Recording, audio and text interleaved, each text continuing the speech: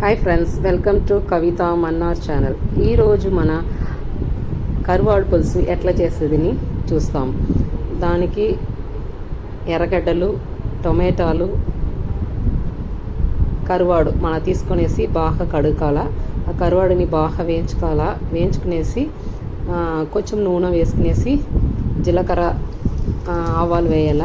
ఆవాలు వేసి లేదంటే వరియాలు వేసేసి బాగా వేయించుకోవాలి. వేయించిన తర్వాత మళ్ళా ఎర్రగడ్డ, టొమాటో ఇదన్నీ వేసుకునేసి కరువాడుని వేసి బాగా వేయించాలి. వేయించిన తర్వాత మిరప్పొడి, ఉప్పు కొంచెం వేసుకోవాలి. మళ్ళీ బాగా వేయించాలి. కొంచెం నీళ్ళు పోసుకునేసి కొంచెం ఉడకబెట్టాలి. ఉడకబెట్టిన తర్వాత బాగా ఫ్రై చేయాలి. ఫ్రై చేసిన తర్వాత దాన్ని ఎత్తి పెట్టుకునేసి బాగా అన్నాల కలిపి తినవచ్చును. అట్లా ఏదంట మన సైడ్ డిష్గా రసము, మళ్ళీ సాంబారు, పప్పులు పెట్టుకొని బాగా తినవచ్చును. బాగా టేస్టీ యమ్మీగా ఉండను. ఇట్లా మీరు కూడా ఇంట్లో కరువాడు పులుసు చేయాలా. చేసి ఈ రెసిపీ ఎట్లా ఉండాదనేసి నాకు కామెంట్లో చూపించాలా. ఇది బాగా ఉన్నిందంట. లైక్ చేయండి, షేర్ చేయండి, కామెంట్ చేయండి, సబ్స్క్రైబ్ చేయండి.